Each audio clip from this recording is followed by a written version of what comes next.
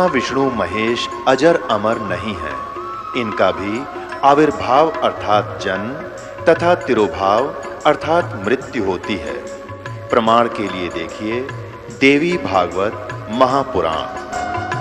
ब्रह्मा, मैं, विष्णु और शिव, यह तुम्हारी प्रभाव से जन्मवान है। हम तो जन्मवान है, हमारा तो जन्म होता है और मरते हैं, नित्य नहीं है, हम अविनाशी नहीं है। फिर इंद्रादि दूसरे देवता नित्य किस प्रकार हो सकते हैं? कृपया अवश्य सुनिए जगत गुरु तत्वदर्शी संत रामपाल जी महाराज के अमृत वचन। नासवान है, इनकी जन्म मृत्यु होती है, ये सत्यनारायण नहीं है। और दूसरा ये हो गया कि दुर्गा इनकी माता है तीनों की। तीसरा ये हो गया कि रजगुण ब्रह्मा, सतगुण विष्णु, तमगुण शिव जी। और चौथा कंसेप्ट ये क्लियर हो गया कि ये केवल नियमित कार्य ही कर सकते हैं, यानी जिसके भाग्य में जो कुछ लिखा है उतना ही दे सकते हैं। दुख है तो दुख ही देंगे, ये उसमें परिवर्तन नहीं कर पाओगे। और सुख है आपके भाग्य में तो उसको भी यदि आप इनकी भक्ति करते हो तो निर्बाध दिला देंगे। लेकिन ये कर्म, आपके कर्म में दुख है तो उसको परिवर्तन नहीं कर सकते, या किसी भी प्रकार के पाप कर्म दंड का नाश नहीं कर सकते, ना संचित कर्म को नाश कर सकते और न ही ये प्रारब्ध के कर्म का नाश कर सकते। और संचित जो हम कर रहे हैं, जो क्रियावान है, ये भी उसको नहीं बदल सकते। जैसे महाभारत का युद्ध हुआ, श्री कृष्ण जी ने बहुत कोशिश की, यानी विष्णु जी ने, कि ये युद्ध ना हो। उनकी 100 प्रयत्न करने पर भी युद्ध होकर ही रहा।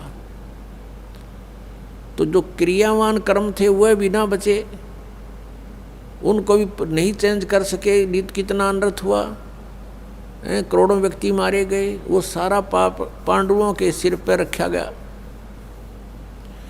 और प्रारब्ध के कर्म को ये अपना भी नहीं काट सकते। प्रारब्ध तो दूसरों का नहीं कैसे काटेंगे। जैसे श्री राम रूप में श्री रामचंद्र जी ने सुग्रीव के भाई बाली को मारा था, धोखा देकर वृक्ष की ओट लेकर तीर मारा था।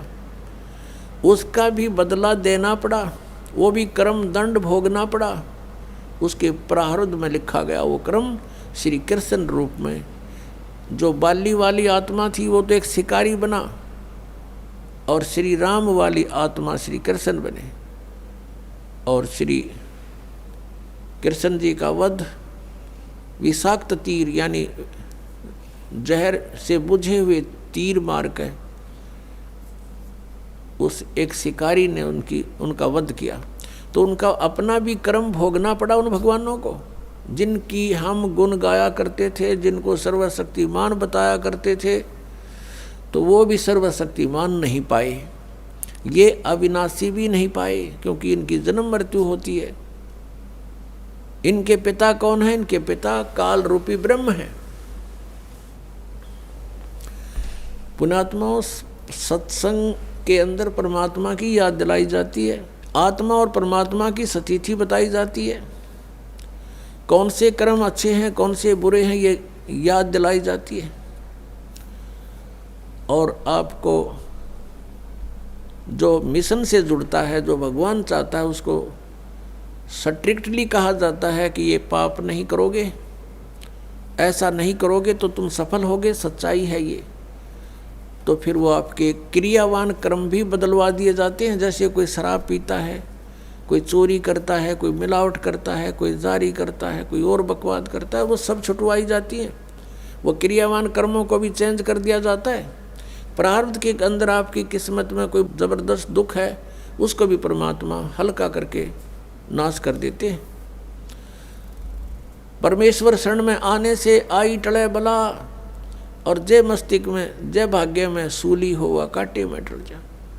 यदि आपके भाग्य में कहीं मृत्यु दंड लिखा हो, कहते कांटा लाग के, मनमान ने ठोकर लाग के, अंगूठा फूट कर जीवन बच जा, इतना हल्का करके परमात्मा, वो कबीर परमेश्वर आपके प्रारब्ध में लिखे हुए पाप कर्म का विनाश कर देते हैं, और संचित जो कर्म आपके वहाँ रखे हैं डिपॉजिट, उसका भी नाश कर देते हैं।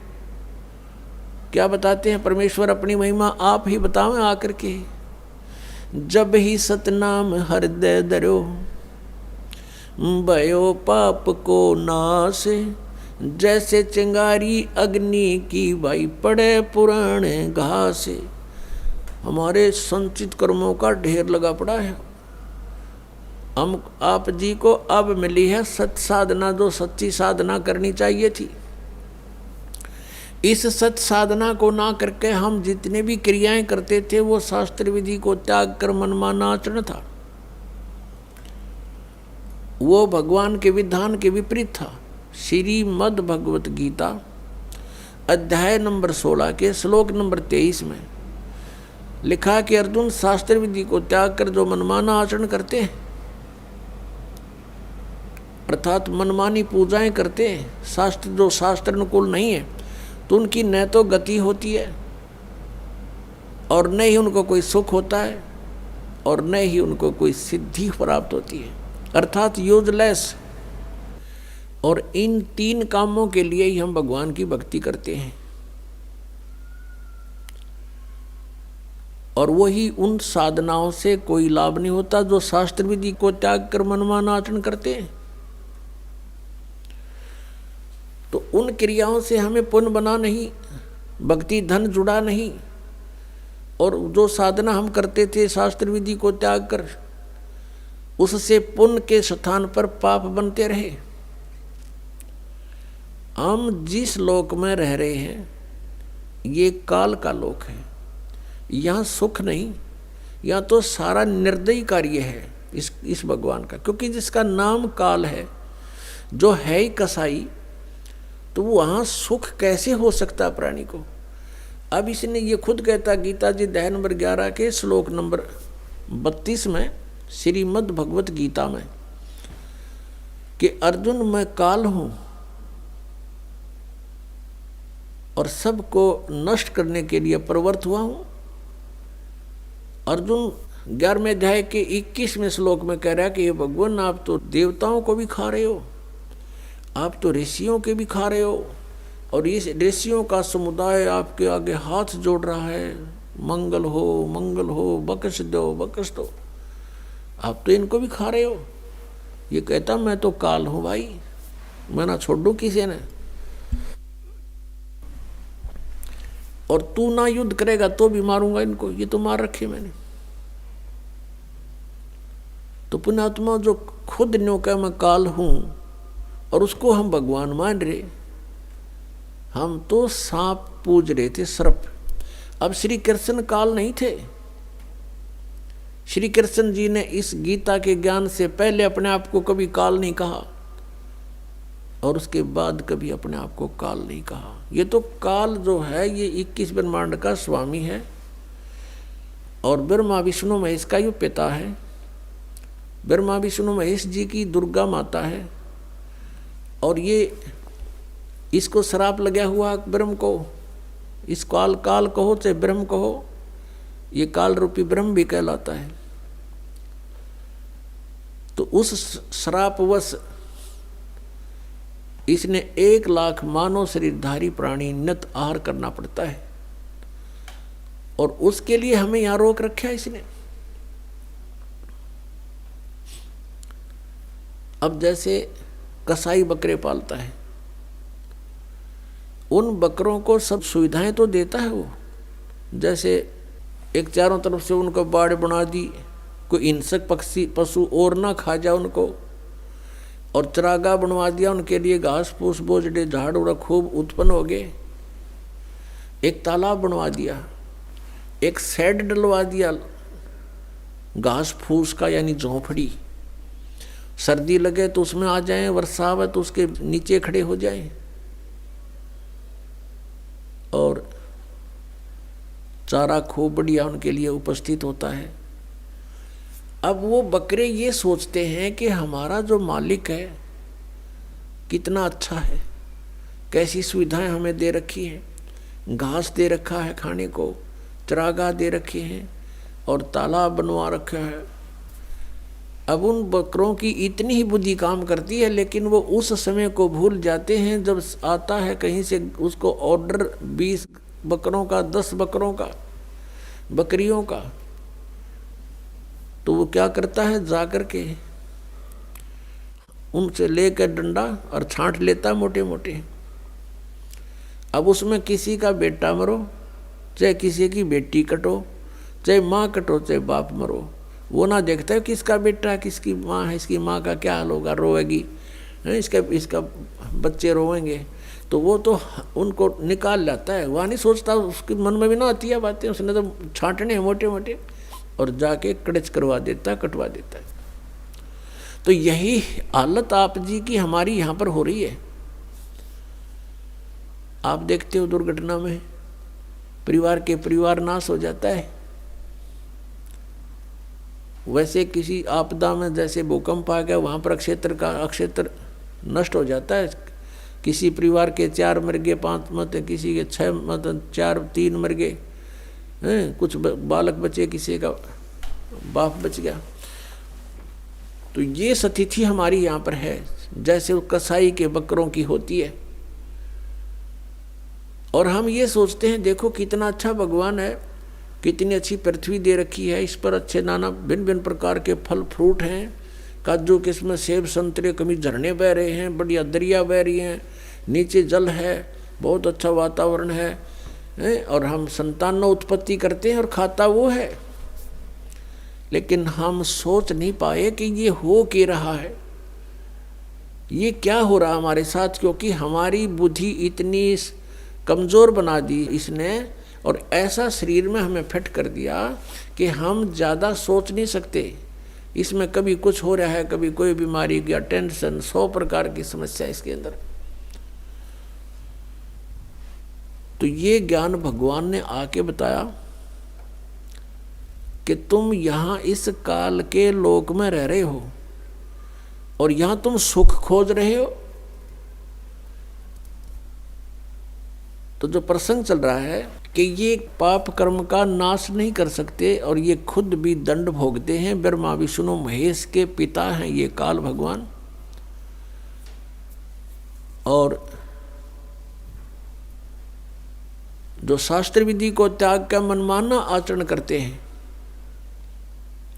तो हम ऐसे लोक में रह रहे हैं कि उस शास्त्र अनुकूल साधना करेंगे तो कुछ पुण्य तो हो जाएंगे, लेकिन पाप भी पैरेलल होंगे तो वो अलग से लिखे जाते हैं। जब तक हम परम पूज्य कबीर देव परमेश्वर की शरण में नहीं आते, और वो भी परम संत के माध्यम से, नकली संतों से भी परमात्मा से कनेक्ट नहीं हो सकोगे, चाहे वो कबीर पंथी भी कहलाते हैं, क्योंकि उनके पास वो मंत्र नहीं है जिससे परमात्मा हमें लाभ दे सकता है।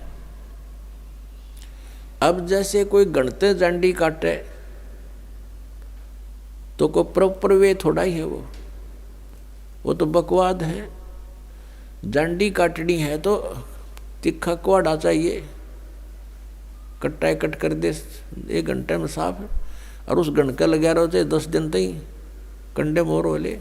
तो साधन ठीक हो परमात्मा के पाने का, परमात्मा मिलेंगे। तो प्रसंग चल रहा है कि जिस लोक में हम रह रहे हैं ये ऐसे निर्दयी का लोक है। आप यहाँ अपने पेट के लिए जा रहे हो, जाना पड़ता है, रास्ते में कीड़ी मकोड़ी ना जाने कितने जीव जंतु आपके पैरों के नीचे कुचले जाते हैं, और ये पता भी होता है और फिर भी नहीं बचा जा सकता हमसे।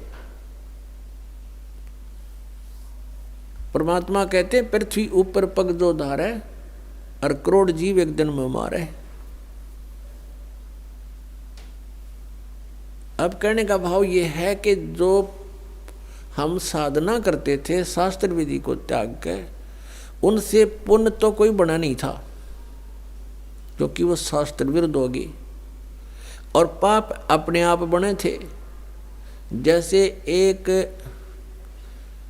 एकड़ जमीन है, यानी कोई 2-4 एकड़ जमीन है, उस जमीन में, उस पृथ्वी पर यदि उस जमीन से हम कुछ लाभ लेना चाहते हैं, जैसे कणक उगाना चाहते हैं, गेहूं, चना, बाजरा, ज्वार, कोई भी फसल हम बनाना चाहते हैं, तो उसके लिए हमने एक विशेष प्रयत्न करना पड़ेगा। वो घास पहले वाला काटना पड़ेगा, उसमें कोई झाड़ बोझड़े उग गए हैं वो काट काट के बाहर करने पड़ेंगे, और फिर हल से, ट्रैक्टर से, यानी परिश्रम करना पड़ेगा और पैसे लगाने पड़ेंगे। अपनी मेहनत से, मजदूरी से या पैसे से उसकी गुड़ाई करनी पड़ेगी। फिर बीज डालना, वो भी पैसा, यानी बीज जो डालेंगे, चाहे मोल ला कर डालेंगे या अपने घर से डालेंगे, तो वो भी पैसा ही लग रहा है।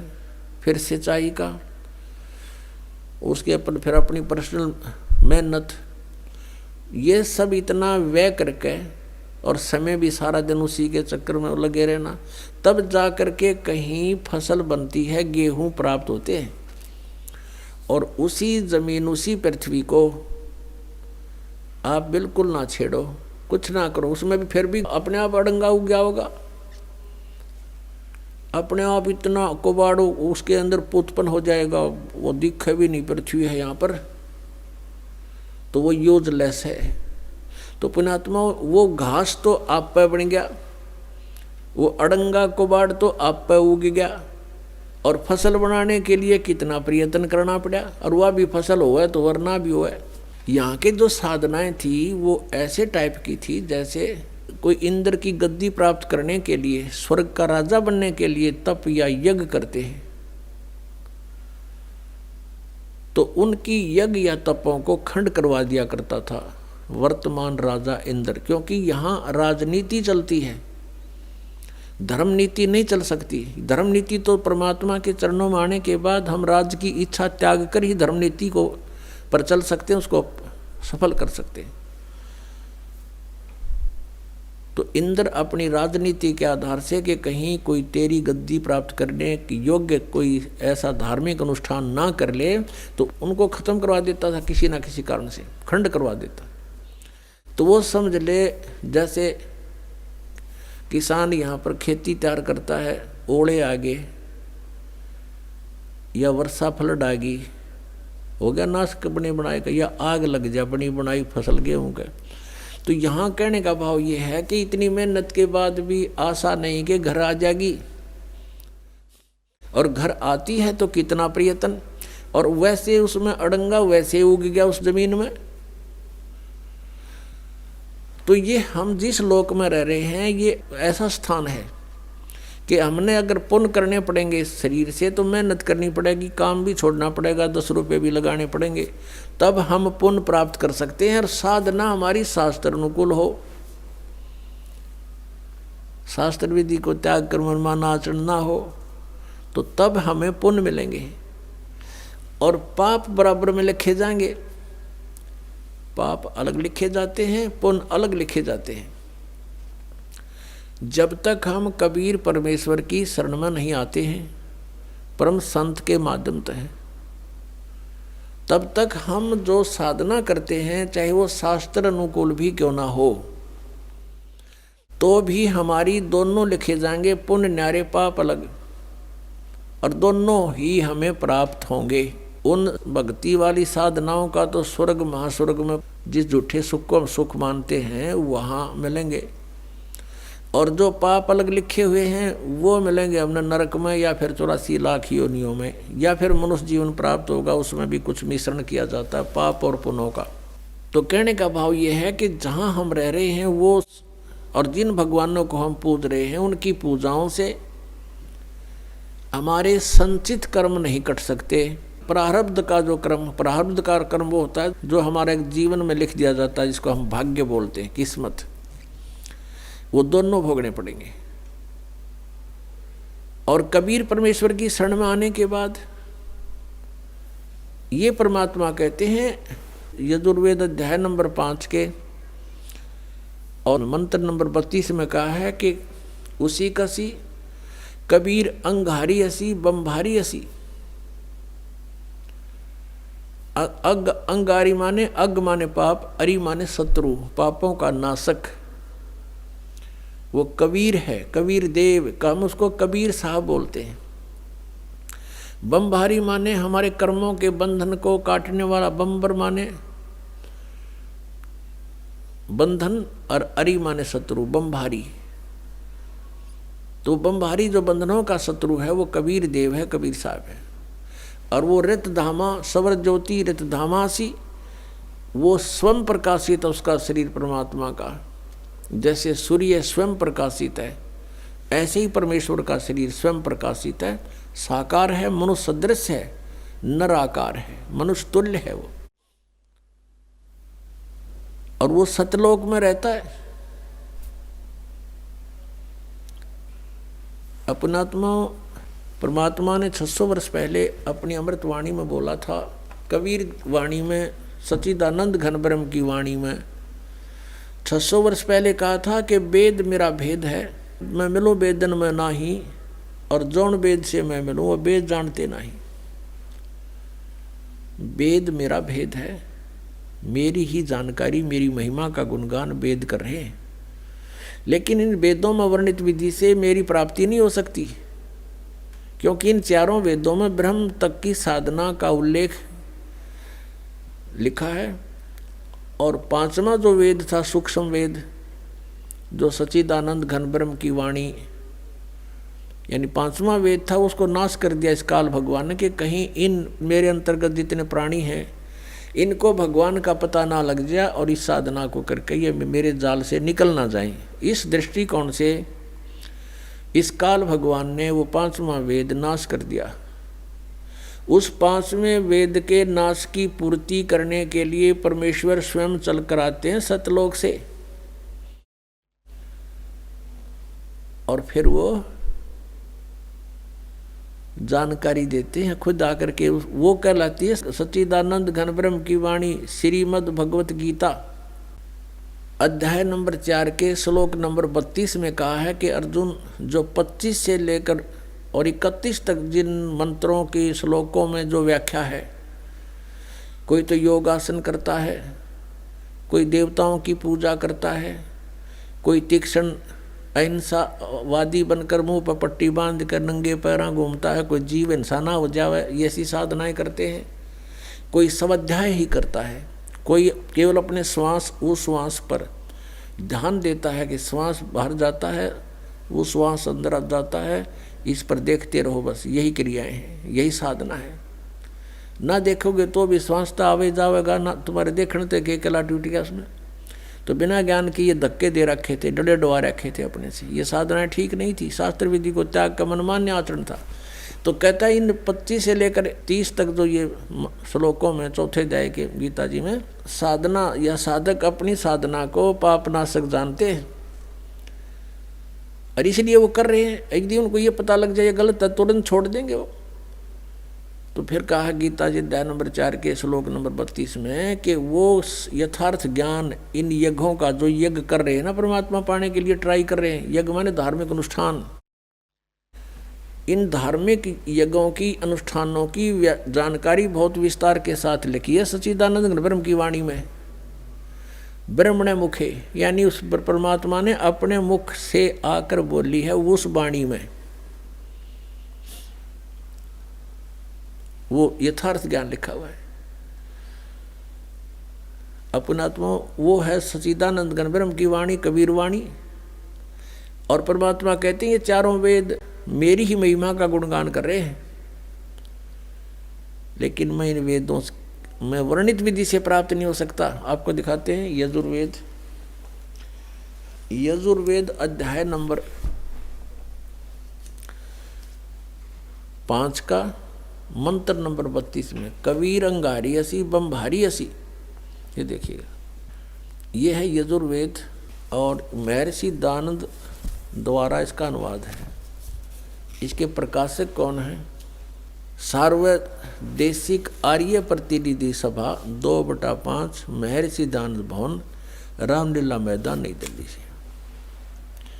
यजुर्वेद आर्य भाषा भाष्य संपूर्ण 40 अध्याय, महर्षि दानंद सरस्वती कृत।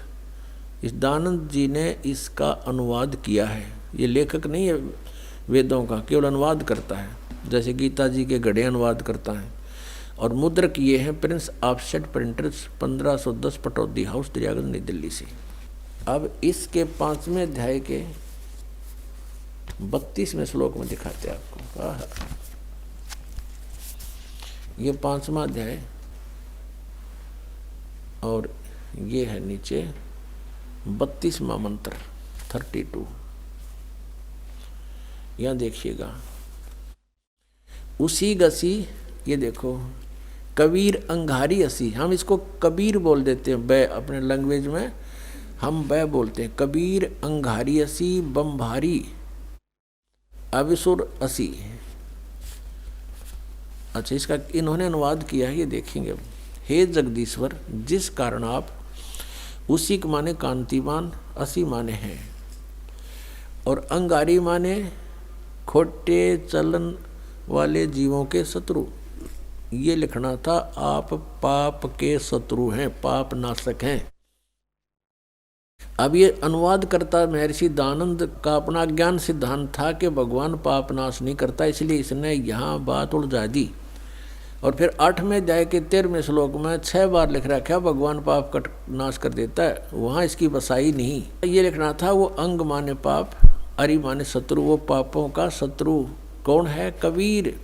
अब इन्होंने इसको, ये कबीर है, कबीर, हम इसको कबीर बोलने लगे, और इसने ये कर दिया इसका कवि, और अर्थ कर दिया कांत प्रजय हैं। अब पहले हम इस, और फिर बम्बारी, ये देखो बम्बारी, बम्ब आरी माने, बम्ब माने बंधन, अरि माने शत्रु, बंधनों के शत्रु, यानी हम उसको बंदी छोड़ कहते हैं, जो बंधन काट दे, बंधन तो छुड़वा दे।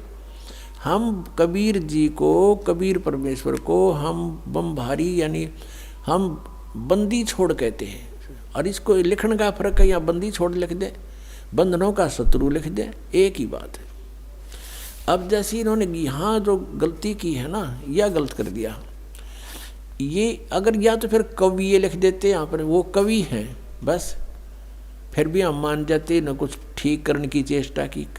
कबीर का अर्थ कांत प्रजय लिख दिया, ये कोई बात हुई? अब जैसे ये यजुर्वेद है जिसको हम पढ़ रहे हैं, और इसका कहीं पर व्याख्या हो, अब दिखाते हैं आपको।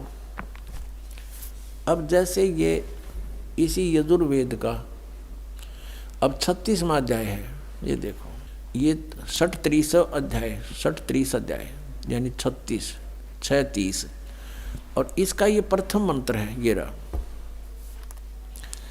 इसमें ये लिखा है, रचम वाचम परपदे मनो यजु परपदे, ये यजु शब्द लिखा है। अब ये है यजुर्वेद के विषय में, और इसका कोई अर्थ कर दे वो गलत करेगा, इसका यजुर्वेद ही लिखना पड़ेगा। यो जैसा कि इस महर्षि ने ये ठीक किया, यहाँ पर ये है यजु, इसका यहाँ अनुवाद किया है, वहाँ मूल पाठ था। ये देखो, ये यजु शब्द है, और इसका यजुर्वेद लिखना पड़ा, ये सही अर्थ बना यहाँ पर। यदि इस यजु का अर्थ कर देते यज्ञ स्तुतियों का संग्रह, तो के बेराव का के है संग्रह, यज्ञ स्तुतियाँ लिख दे इसकी, यज्ञ स्तुति, तो यजु का अर्थ यहाँ लिखना पड़ेगा कि वह है यजुर्वेद के बारे में कहा जा रहा है। तो ठीक जहाँ इन्होंने कवि कर दिया, उसको हमने कबीर देव कर पढ़ना पड़ेगा, कबीर देव लिखना था। देखो, हम फिर आते हैं वही 5वें अध्याय के 32वें श्लोक पे। ये 32वां श्लोक यजुर्वेद का। अब यहाँ इसने जो कवि कर दिया, यहाँ लिखना था वो कबीर देव है, बस वो कबीर देव लिख देते। हम कबीर देव कहने लगे, देव को परमेश्वर, देव का अर्थ परमेश्वर होता है, तो यहाँ लिखना था वो कबीर देव हैं। और देखो यहाँ लिखा है ऋतधामासी सवर ज्योति, ऋतधामा, इन्होंने खुद लिखा है। ऋतधामा माने सतधाम युक्त, हम सतधाम कहो, सतलोक कहो इसको, ये सतलोक ऋतधामा नो कारण ये फलाना, ऋतधामा माने सतलोक वाला, सतलोक का निवासी, वो कहते नहीं ये फलाने गांव का है, हाँ यो फलाना वो गांव का है। तो ये ऐसे है कि वो रितधामा वो सतलोक में रहता है। और सवर ज्योति देखिए अड़ंगा कर रखे अनुवाद का, अंतरिक्ष को प्रकाश करने वाला सवर ज्योति स्वयं प्रकाशित, वो स्वयं प्रकाशित है, परमात्मा है, वो रित सतलोक में रहता है। कबीर उसका नाम है और वो ही अंगारी है, पापों का शत्रु है, बंधनों का शत्रु है, यानी बंदी छोड़ है वो कबीर अंगारी असी। ये कबीर, हम इसको कबीर बोलते हैं कबीर। हम लक्षण भी कबीर लागे, पड्डी की मात्रा भी रख दें। अब परमात्मा ने कहा वेद मेरा भेद है, मैं वेदन में नाही, और जौन वेद से मैं मिलूँ वो वेद जानते नहीं। ये देखिएगा ऋग्वेद भाषा भाष्य द्वितीय भाग, ये कहाँ से प्रकाशित है? प्रकाशक हैं पंडिता राकेश रानी, प्रधान कार्यालय वेद मंदिर महात्मा वेद भिक्षु सेवाश्रम लेखराम नगर अब्राहमपुर मुखमेलपुर दिल्ली दूरभाष इतना है। और नीचे लिखा दान संस्थान नई दिल्ली का प्रकाशन। और इसका यहाँ अनुवाद करता है ये 9-10 मंडल हैं ये। महात्मा वेद भिक्षु भारतेंद्र नाथ दान संस्थान करोल बाग नई दिल्ली। इसके 10वें सूक्त के 10वें मंडल के और सूक्त नंबर 49 में दिखाते हैं आपको। ये देखिएगा ऋग्वेद मंडल नंबर 10 और सूक्त 49 इसका ये पहला ही मंत्र है। 49 सूक्त का ये पहला मंत्र है। इसमें लिखा है कि मैं स्तुति करने वाले को, यानी पूर्ण परमात्मा अपनी महिमा वेदों में लिख रहे हैं। और इसका अर्थ है कि अहम दा गृहन्ते पूर्वम स्वहम ब्रह्म करणम। अब पूर्ण परमात्मा कहता है कि ब्रह्म की उत्पत्ति मैंने ही की। अब यहाँ देखो इनका अनुवाद देखें, मैं स्तुति करने वाले को सनातन निवास योग्य लोक, सनातन ऐश्वर्य निवास योग्य लोक मोक्ष तथा ज्ञान प्रदान करता हूँ। मोक्ष भी प्रदान करता हूँ और निवास योग्य सनातन लोक सनातन ऐश्वर्य जहाँ जाने के बाद फिर कभी आपका सुख नाश नहीं होगा, वो प्रदान करता हूँ। अहम ब्रह्म, ये देखो स्पष्ट, ये भी पढ़ना पड़ेगा, हमने नहीं था ये गड़बड़ कर रहे हैं। अहम ब्रह्म कर्णवम, मैं वेद को उत्पन्न करता हूँ। ब्रह्म का अर्थ वेद कर दिया इन्होंने, तरह गजब हुई। मैं ब्रह्म को उत्पन्न करता हूँ। पूर्ण परमात्मा कबीर देव जी सतपुरुष ने ब्रह्म की उत्पत्ति की थी। फिर मूल संस्कृत पढ़ो, अहम माने मैं, ब्रह्म माने ब्रह्म को, करणव उत्पन्न करता हूँ, मैं ब्रह्म को उत्पन्न करता हूँ। ठीक है, इन्होंने जहाँ थोड़ी बहुत गलती करी है अनुवाद में उसको हम शुद्ध कर लेंगे अपने ज्ञान से। और यह वेद मेरी ही महिमा की वृद्धि करता है। ये वेद मेरी ही महिमा करता है, चारों वेद मेरी ही महिमा गा रहे हैं। यज्ञ दान सत्संग करने वाले को सन्मार्ग में आदेश करने वाला मैं ही हूँ। करे करावे साईं आमन में लहर उठा और दादू सिद्धर जीव के आप बगल हो जा। कहता सब ये दान पुण्य सत्संग पुण्यात्मा जो मेरे से जुड़ गए हैं उनको मैं ही लाता हूँ। यहाँ पर मैं ही सन्मार्ग का आदेश करने वाला मैं ही हूँ। मैं सकल युद्ध में न देने वाले कुसंगी यज्ञशील जनों को ही हराता हूँ। हराता है यानी हराता हूँ, यानी कहने का भाव ये है कि ये मैंने तो ब्रह्म की उत्पत्ति की है और जो मेरी सतभक्ति करते हैं, मेरी स्तुति करते हैं, उनको सनातन लोक, सनातन माने शाश्वत स्थान प्राप्त कराता हूँ। और वहाँ से जब हम चले गए तो ऐश्वर्य आप पर रहेगा, वहाँ सारे ठाठ मृत्यु नहीं, कभी कोई बुढ़ापा नहीं, किसी चीज़ का भाव नहीं। निवास योग्य लोक मोक्ष तथा ज्ञान प्रदान करता हूँ। और मैं अहम ब्रह्म कर्णव, मैं वेद को उत्पन्न करता हूँ। या वेद नहीं, यहाँ ब्रह्म को उत्पन्न करता हूँ। और मह्यम वर्धनम महिमम, और ये जो वेद हैं वो मेरी महिमा गा रहे हैं, क्योंकि ब्रह्म ने फिर वेदों का ज्ञान आगे दिया। अब कहने का तात्पर्य ये है कि हम जिन सदग्रंथों को सही मानते थे, सत्य मानते थे और मानते हैं, उनको हम समझ नहीं सके। जब पूर्ण परमात्मा कबीर जी ने, उस दानक कबीर ने, जुलाहे कबीर ने, काशी में आए हुए भगवान परम अक्षर ब्रह्म ने अपनी प्यारी आत्मा धर्मदास जी को अपना सतलोक दिखा लिया, सचखंड दिखाया, वहाँ सब सतिथि से परिचित करवाया, तब वो वापस आया, उसके शरीर में वापस प्रवेश कर दिया आत्मा को। तब उसने जागृत होकर के कहा कि हे परमात्मा, हम तो इन श्री राम, श्री कृष्ण, ब्रह्मा, विष्णु, महेश जी को ही सुप्रीम पावर मानते थे। हे मालिक, फिर ये तो वेद और जितने भी पुराण हैं ये सब झूठी हैं, इनमें इनके बारे में बताया गया अजरो अमर है, सर्वशक्तिमान है, सर्वेश्वर है। परमेश्वर ने कहा वेद कतेब झूठे नहीं भाई, और झूठे हैं जो समझे ना ही। झूठे तो वो हैं जो इनको समझ नहीं सके, वेद पढ़ने पर भेद न जाने, बाँचे पुराण 18, और फिर भी वेद पढ़े और उसका समझ नहीं सकते, इस करके अज्ञान साधनाएं शुरू करवा रखी हैं। और जड़ को अंधा पत्ते खुआवे, भूल गया सृजनहारा। भगवान पर तुलसी के पत्ते चढ़ावे, फल फूल चढ़ावे मूर्ति के ऊपर, कहते हो सृजनहार को भूल गए तुम। तो इन वेदों में परमेश्वर की महिमा है, ये भी धीरे धीरे आपके समक्ष यथार्थ अनुवाद आएगा। पहले तो आप जी को ये जो ना दृढ़ करना चाहता है ये दास, कि आप जी ये समझें कि जो भी दास बोल रहा है वो सारी सच्ची है।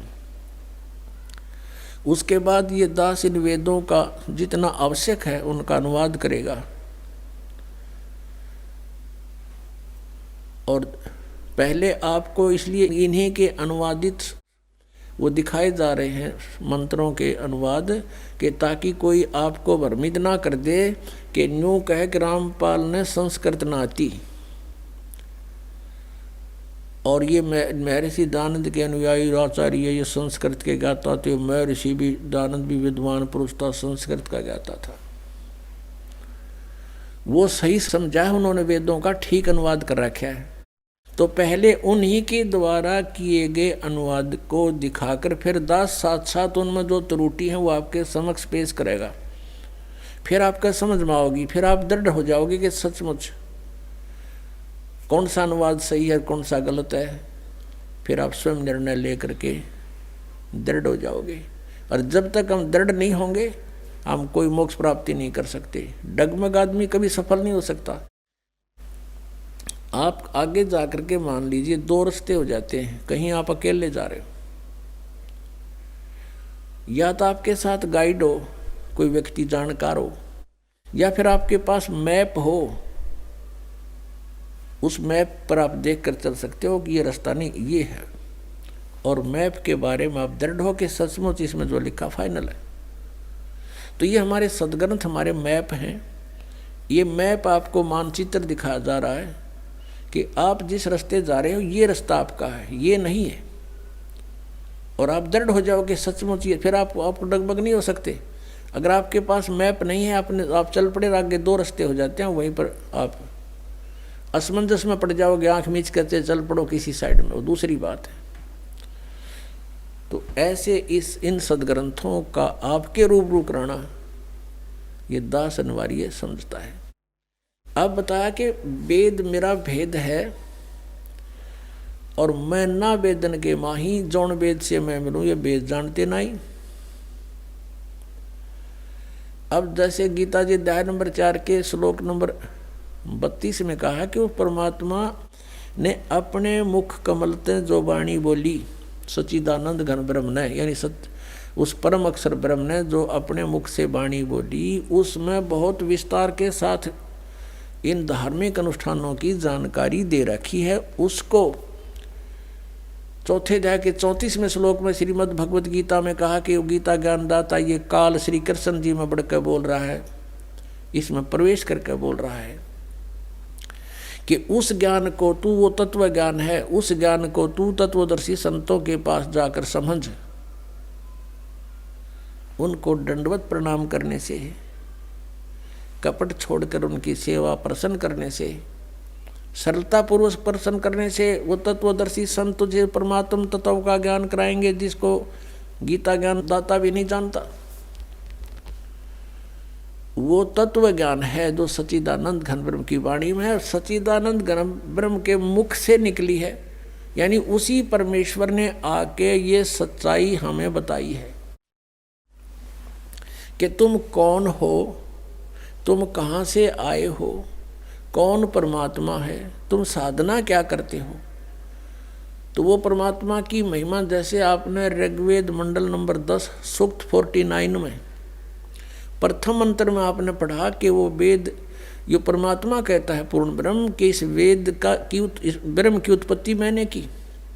और ब्रह्म ने फिर आगे मेरी महिमा, क्योंकि ब्रह्म के अंदर परमात्मा ने 4-5 वेद फीड कर दिए थे, जैसे एक मोबाइल से दूसरे मोबाइल में ट्रांसफ़र कर दी जाती है पूरा का पूरा मैटर, फिल्म की फिल्म पूरी।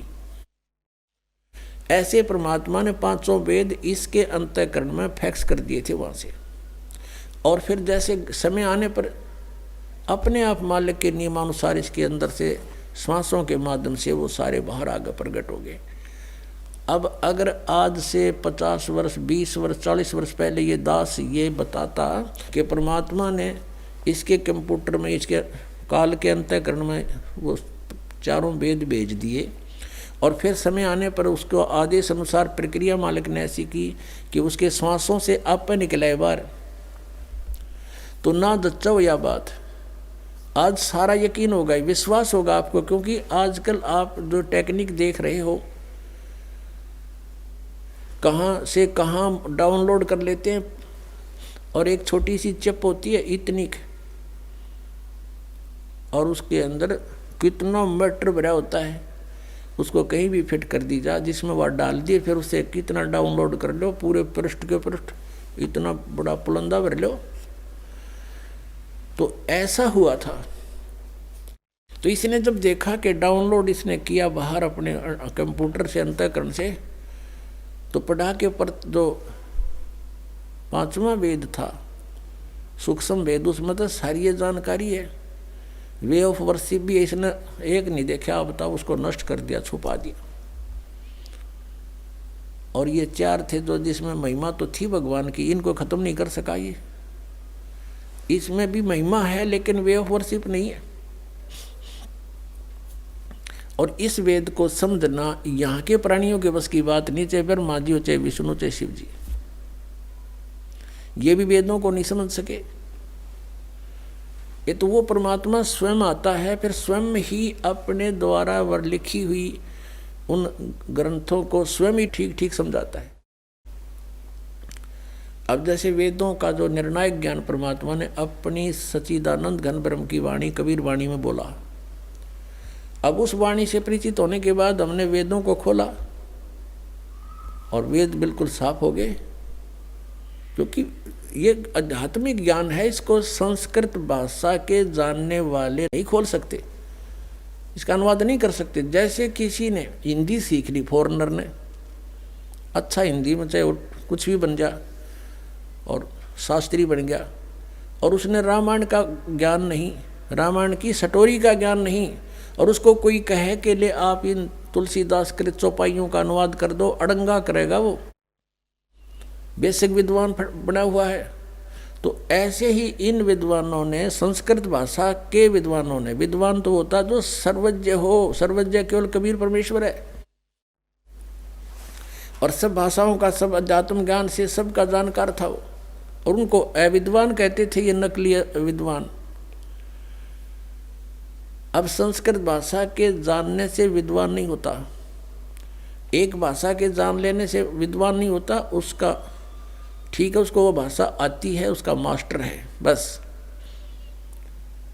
अब तत्व ज्ञान को नहीं समझ सके, जिस कारण से उन्होंने इनके अर्थों का अनर्थ कर दिया। अब वो परमात्मा स्वयं वहाँ से चलकर आते हैं अपने द्वारा रची हुई सृष्टि को वही ठीक ठीक बताते हैं और यथार्थ ज्ञान वही आकर देते हैं। वो ज्ञान समझाते हैं, मनुष्य की तरह चलकर आते हैं। अपनात्मा इस काल भगवान ने इन अज्ञानी ऋषि महर्षियों मंडलेश्वरों गुरुओं ब्राह्मणों द्वारा, ब्राह्मण का अर्थ या कोई जाति से नहीं है, ये समझना चाहिए, क्योंकि हम वेदिक हर ज्ञान सुनते नहीं। ब्राह्मण का अर्थ जो गुरु पद पर होता है वो ब्राह्मण है, यानी जो ज्ञान देता है परमात्मा के बारे में, जिसको जानकार मानते हैं। ब्राह्मण सोए जो ब्रह्म पहचाने, ब्राह्मण उसको कहते हैं जिसने भगवान को जान लिया है। लेकिन वो ना जान रहे थे, ब्राह्मण को वहाँ थे, ऋषि महर्षि थे नहीं, महर्षि को वहाँ थे। आज उनको महर्षि कहना पड़ता है, लेकिन वो महर्षि के योग नहीं है। उनको ब्राह्मण कहना पड़ता है, लेकिन ब्राह्मण के योग नहीं थे। जैसे मेरे गुरुदेव थे, वो ब्राह्मण थे इस जाति के हिसाब से। हरियाणा में गांव पैंतावास, दादरी के पास बड़ा पैंतावास और जिला भिवानी, उस बड़े पैंतावास के गांव के रहने वाले ब्राह्मण जाति हैं। लेकिन वो अपने आप को ब्राह्मण नहीं कहते थे, वो संत रामदेवानंद कहते थे, वो संत थे। और मेरे जो दादा गुरुजी थे, गुरुजी के गुरुजी, वो छावला गांव है दिल्ली में, नजफगढ़ से आगे गुड़गांव की तरफ जाते हैं, छावला ऑन रोड पड़ता है। उस छावला गांव के जाट थे, किसान, और वो काशी विद्यापीठ से 4 विषय के आचार्य बन गए। वो पंडित चिदानंद कहलाते थे, वो ब्राह्मण कहलाते थे। अब उस हमारे दादा गुरुजी का जो आश्रम बना हुआ है, गोपालपुर गांव है खरखोदा के पास, जिला सोनीपत में, उनके आश्रम के ऊपर लिखा है पंडित चिदानंद जी आश्रम। और हमारे गुरुदेव के जहाँ आश्रम है संत राम देवानंद जी आश्रम। तो यहाँ जाति से ब्राह्मण नहीं है, कर्म से ब्राह्मण के लिए कहा गया है। तो ये नकली गुरु ब्राह्मण जो गुरु पद पर थे, इनको कह का पता नहीं था, ये कहलाते थे ऋषि और महर्षि। तो ये समझ नहीं सके उस परमात्मा की अमर वाणी को।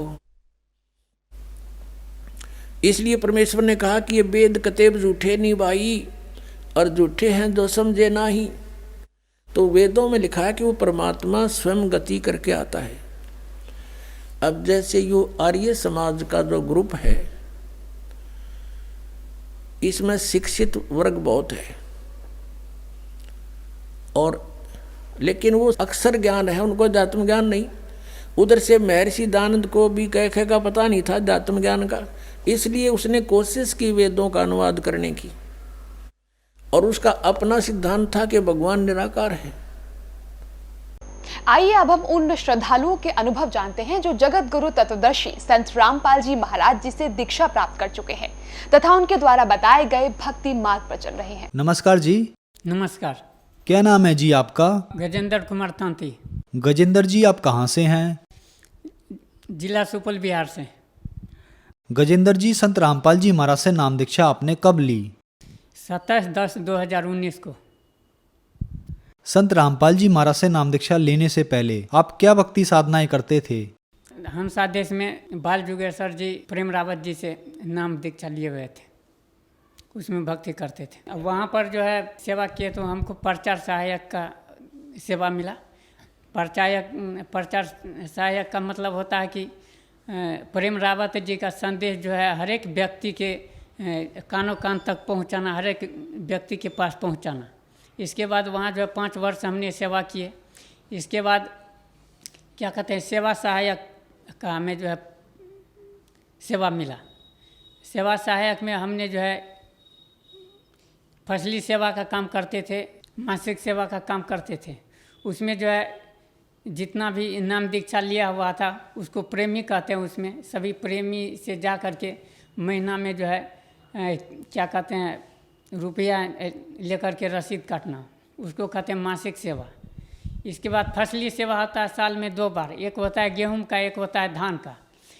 धान के समय में जाते थे, हर एक जो है प्रेमी के पास उसको जो इच्छा अनुसार होता था 10 किलो, 5 किलो, 20 किलो, 50 किलो एवं अपनी क्षमता के अनुसार से वह हमें देता था। हम जो है क्या कहते हैं केंद्र में जा कर के जमा करते थे। इसके बाद केंद्र में जमा करने के बाद उसको बेच करके जो है ना क्या कहते हैं राज विद्या केंद्र सहूरपुर, छतरपुर, नई दिल्ली जो है ड्राफ्ट के माध्यम से भेज देते थे। गजेंद्र जी, आपने बताया कि आप 20 साल से बाल योगेश्वर जी से जुड़े हुए थे और वहां आप प्रचारक के पद पर भी थे, तो क्या कारण बना कि आप संत रामपाल जी महाराज की शरण में आए? बाल योगेश्वर जी महाराज से जुड़े हुए थे। 20 वर्ष तक हमने सेवा किए, तन मन धन अर्पित करके, लेकिन हमको अभी तक जो है कोई लाभ जो है प्राप्त नहीं हुआ। जहाँ तक क्षति हुआ, मेरे परिवार में जो है लड़ाई झगड़ा कलह था बना हुआ, वह जो है दूर नहीं हो पाता था। हमारा आर्थिक परेशानी इतना था कि कमाते थे खुद, प्रैक्टिस खुद करते हैं, लेकिन जो है रुपया देखते थे बहुत, लेकिन पता चलता था कि रुपया कहाँ से कहाँ पानी की तरफ बह गया, इसका पता नहीं चलता था। घर में इतना आर्थिक तंगी था कि हम जो है खुद परेशान हो गए थे कि अब जो है लगता है कि जीना हमको बेकार है इस धरती पर। इसके बाद जो है 2014 में जगत गुरु तत्वदर्शी संत रामपाल जी महाराज का शिष्य हमको मिला। उसने कहा कि आप जो प्रेम रावत जी से नाम दीक्षा लिए हुए हैं, यह काल का भक्ति है, आप इस भक्ति को आप छोड़ करके जगत गुरु तत्वदर्शी संत रामपाल जी महाराज की शरण में आइए, आपका हर एक नाम लेते ही सारी परेशानी दूर हो जाएगा। क्या एक एक चीज़ करके विस्तार से बताया। बताने के बाद हमने जब सर्च किया ना, तो सारा का सारा जो है ना परमात्मा जो जगत गुरु तत्वदर्शी संत रामपाल जी महाराज जो बता रहा था, वह बिल्कुल सही बता रहा था, वह बिल्कुल काल का भक्ति था। मैंने मन ही मन प्रार्थना किया कि हे मालिक, अगर यह मेरा परेशानी दूर हो जाता है तो मैं आपसे नाम दीक्षा जो है जरूर जो है लूँगा, आपका शरण जरूर ग्रहण करूँगा। जगत गुरु तत्वदर्शी संत रामपाल जी महाराज से मैंने मन ही मन प्रार्थना किए, लेकिन पता नहीं किस जन्म का चूक था कि परमात्मा मेरे बातों को सुन लिया और जो है जितना परेशानी था वो उसको जो है ना बिल्कुल जो है दूर कर दिया। मेरे घर में जो है लड़ाई झगड़ा था, केस मुकदमा बहुत चल रहा था, लेकिन हम देखे कि केस में हमको जजमेंट हुआ। हमको जजमेंट होने के बाद तब जो है हम जो है संकल्प लिए कि अब जो है जगत गुरु तत्वदर्शी संत रामपाल जी महाराज जी से नाम दीक्षा जो है प्राप्त करेंगे। संत रामपाल जी महाराज से नाम दीक्षा प्राप्त किए। संत रामपाल जी महाराज से नाम दीक्षा लेने के बाद आपको क्या लाभ हुए? जगत गुरु तत्वदर्शी संत रामपाल जी महाराज जी से नाम दीक्षा लेने के बाद पहला तो लाभ ये हुआ कि हम जो है तंबाकू खाते थे, पान खाते थे। दिन में लगभग जो है 10 किलो पान खा जाते थे। खैनी का तो छोड़ दीजिए कि अन्न गिनत है, सुबह से शाम तक में कितने बार खाते थे तंबाकू। लेकिन परमात्मा के दया से सबसे पहला लाभ तो यही हुआ कि नशा जो है छूट गया, नशा मुक्त हम हो गए। दूसरा लाभ हुआ कि हम लोग जो है क्या कहते हैं हिसार जो है तारीख पर जा रहे थे, तो जैसे वहाँ पर क्या कहते हैं दिल्ली मेट्रो स्टेशन से उतरे, आश्रम के और जैसे गए तो मेरे छाती में यहाँ जो है दर्द होने लगा इतना कि इतना बड़ा जो है ना गोल सा उग गया था।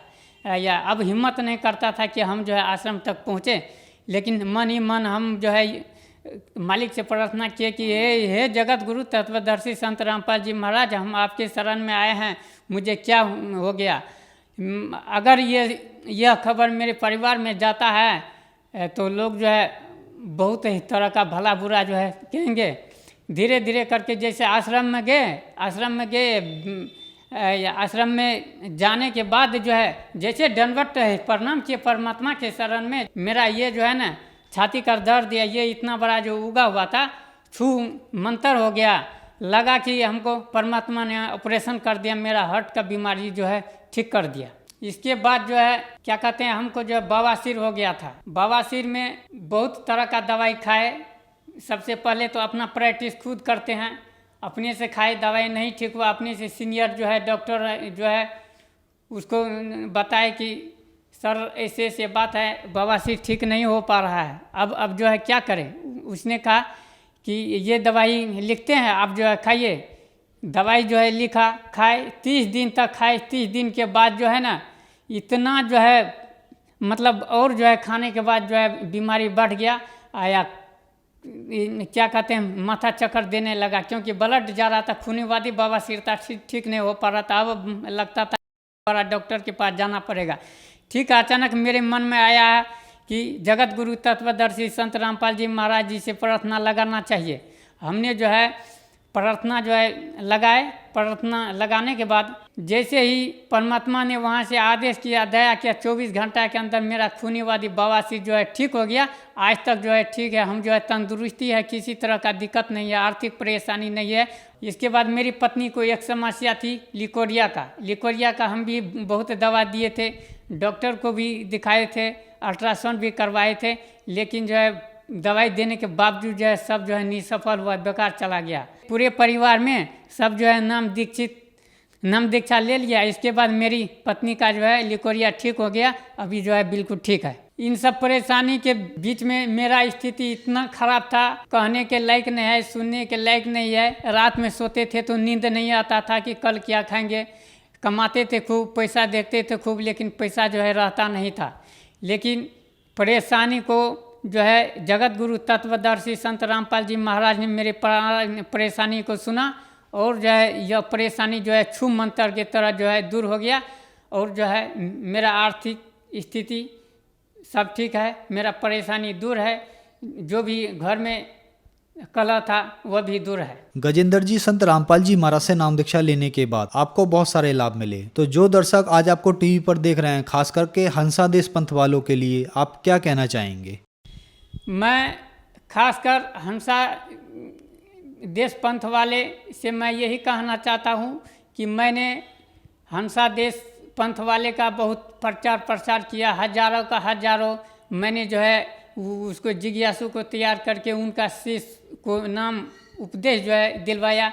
मैं उनसे प्रार्थना करता हूँ कि आप जगत गुरु तत्वदर्शी संत रामपाल जी महाराज के शरण में आइए। वह धरती पर अवतार जो है स्वयं परमात्मा है। इसके सिवा पूरे वर्ल्ड में, पूरे विश्व में कोई भी जगत गुरु तत्वदर्शी संत अवतार नहीं है। और जितना भी इस धरती पर संत है वह ढोंगी है, पाखंडी है, उससे कुछ होने वाला नहीं है। वह काल का ज्ञान जो है देता है और जो है काल का ज्ञान ही नहीं देता है। ज्ञान लेने के बाद जो है उल्टे जो है घर से उसको चंदा के रूप में जो है महीना जो है क्या कहते हैं रुपया देना पड़ता है। अगर आप नहीं दे पाते हैं तो आप जो है क्या कहते हैं उसका जो है भगत नहीं कहलाते हैं, आपको जो है नीचा के श्रेणी में गिना जाता है। मैं उनसे प्रार्थना करता हूँ, हाथ जोड़कर प्रार्थना करता हूँ कि आप जो है नकली ढोंगी पाखंडी को त्याग करके जगत गुरु तत्वदर्शी संत रामपाल जी महाराज जो धरती पर अवतार परमात्मा के रूप में आए हुए हैं उनके शरण में आइए, उनसे नाम दीक्षा ग्रहण कीजिए और जो है चंद तरह के कष्ट दुख तकलीफ से आप जो है दूर हो जाइए। गजेंद्र जी, संत रामपाल जी महाराज से नाम दीक्षा कैसे ली जा सकती है? जगत गुरु तत्वदर्शी संत रामपाल जी महाराज जी से नाम दीक्षा लेने के लिए चैनल पर प्रत्येक दिन सत्संग जो है आता है, उस पर नीचे पीली पट्टी आता है। पीली पट्टी पर जो है mobile number, contact number, WhatsApp number रहता है। उस नंबर पर आप जो है कॉन्टैक्ट करके जो आपका नज़दीकी नाम दान केंद्र है उस पर संपर्क कीजिए। यह नामदान केंद्र पूरा वर्ल्ड में हर एक ज़िले में है। उनसे संपर्क करके या नज़दीकी नामदान केंद्र से आप जो है नाम दीक्षा प्राप्त कीजिए और अपना कल्याण करवाइए और जगत का भी कल्याण करवाने का संकल्प लीजिए। धन्यवाद जी। सत साहेब।